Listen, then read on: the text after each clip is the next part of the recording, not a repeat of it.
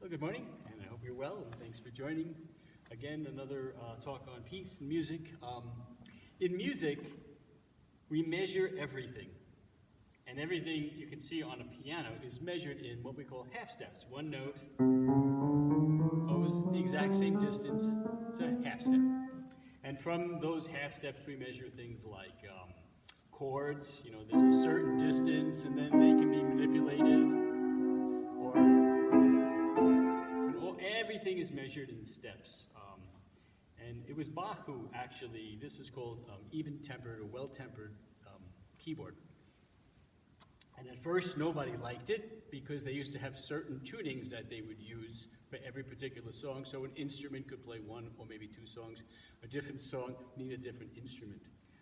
So Bach, he kind of cheated and broke up the tones into these half steps.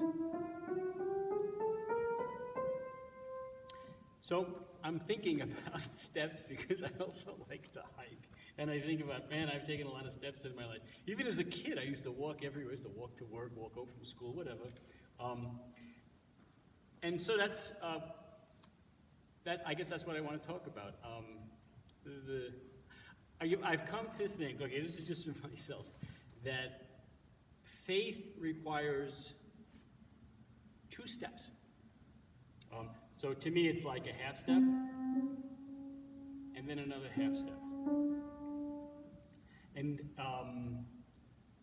when you're standing, and this has everything to do with your center of gravity.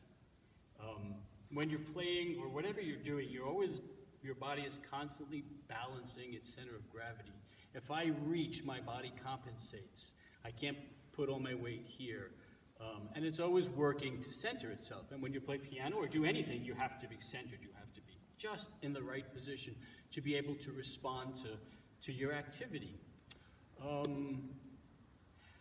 And so when I take a step, I've shifted my center of gravity, and your body's going to adjust it, and your center of gravity is going to be somewhere in between. It's not going to be here, and it's not going to be here. It's going to be somewhere in between. And depending on what happens, you'll use those 2 feet to balance yourself. What I was thinking about is the Garden of Eden, when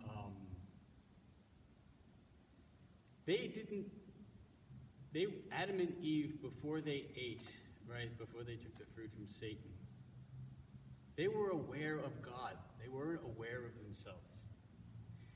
They took a bite, and they became aware of themselves. And as soon as they became aware of themselves, they tried to hide themselves from God. And in my mind, I think this is what is called the original sin, and that Satan tricked them into knowing good and evil. But really, what it is an awareness of yourself before you have an awareness of God. And so you spend the rest of your life kind of in this in-between place. So I think when you're born, you're standing here. To be honest, I think since the devil has the world, we're standing in the world. So we're in probably the darkest place. And then, most of us, at some point, we hear about God. We hear about Jesus, family, church, somehow or other. And we take what I think is probably the easiest half step, because you put one foot on God, the belief in God, and the other foot, however, remains in the world. And so, when things happen, you're basically trying to run your life to the best of your ability. But your 2 points of balance are rely on yourself, don't count on God, and, well, I believe in God. And so when things are wrong, okay, God, I need you to help me, but we're more comfortable leaning back this way to a world where we are taught, solve your problems. You have to work, and you do have to do all these things, but those are the only points of comfort. And if your life is kind of easy, you can kind of get quite used to it. Just balanced between Well, I live in the world. I'm aware of myself. I need to take care of myself. I need to take care of the people I love, right? When we say prayers at church, it kind of saddens me that we think we can only pray for maybe 20 or 30 people. Why would we not want to pray for everyone if you're attached to God? Why just do we care about those few people? Because they're no different from any other people. But that's because, we're born into the family. That's our first step. That's where we're most comfortable. So it's a habit. And so you can go through that life, and I guess, I don't know, if you accept that God is real, you're saved, you've accepted Jesus. But what a tenuous place to be, because I was thinking for many years, when something bad would happen, you panic, right? The opposite of peace is panic. So when you're born in panic, but the other side is peace. You start to realize, how can I believe in God? How can I say, I trust you? And every time something goes wrong, I resort to myself to solve the problems. I don't trust God. And so this is conflict in you, which I think offsets your balance. And I think we all know that. Somewhere along the line, we trust more in ourselves, or we trust ourselves first, and only then do we come to God. And I really think this is the essence of, original sin. If you get to that point, I got to that point where I realized that. And I wanted to take one more half step, where the foot that was based in the world, this is the toughest one, right, has to cross over to the other side to where is God. You're in the same world, you have the same problems, but now your two centers of balance are God. God is going to take care of everything, and that's where I lean. I don't lean back to myself in a problem. I lean to God, and I still have to go through problems, right? There's always tests of faith. So my one foot is always still in the middle, and I think that's the better place to be balanced. I find it just for myself. Now when things go wrong, I said, this is terrible, but I can't wait to see the solution because it's totally going to amaze me. And I no longer think if I don't fix this, then my world is going to collapse. I left that behind when I picked up my foot and I stepped over. And if you think of it, maybe it's a river to the other side to decide with God. And I guess, people that don't take any step, I think they're in the darkest place. And the people that take the first step and say, there's got to be more to this. This is a good place.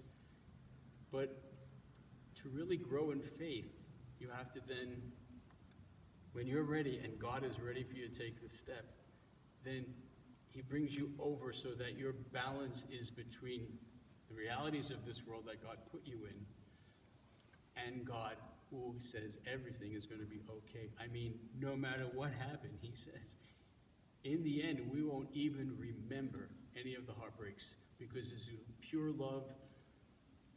We don't think enough about heaven. We get too hung up on how crummy things can be down here. We don't think enough about how great heaven is. This is perspective. And I guess that's what changes where your center of gravity is. And I was just thinking of that, thanks to music and thanks to Bach for creating the half step. We really didn't have that until him. So for myself,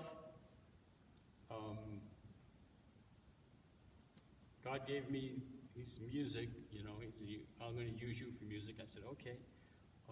And he's always teaching me these great things. When I come to realize these things, I'm just so grateful to God because it's a great comfort to me.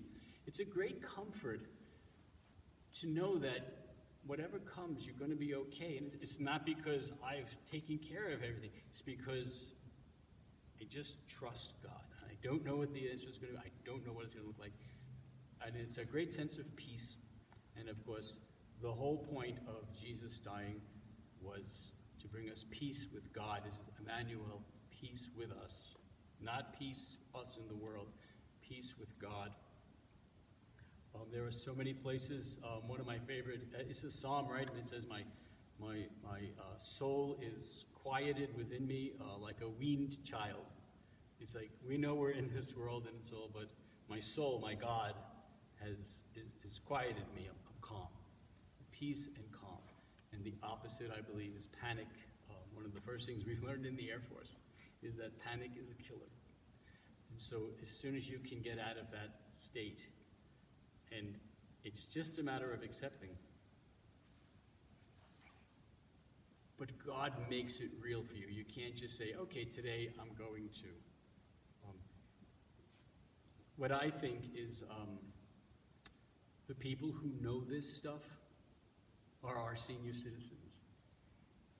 And in a way, it's so sad that you think senior citizens are almost all in senior assisted living and they're isolated from us. And that's dangerous because they're the ones that can tell us, when you're going through this or that I went through this or I experienced that. What I find is that these battles teach me I'm not on stable ground until I come closer to God. We should respect, right? The Bible talks about you have to always respect the older people because they know these things and they should share that with us and teach us. And it's a beautiful cycle, isn't it? A beautiful cycle of life that as you get so old, you know so much, and then people respect you, and then you bless them. You bless them with your experience so that they can do the same thing for their kids. So a center of gravity and Bach and half steps. I hope you have a great day. Thank you.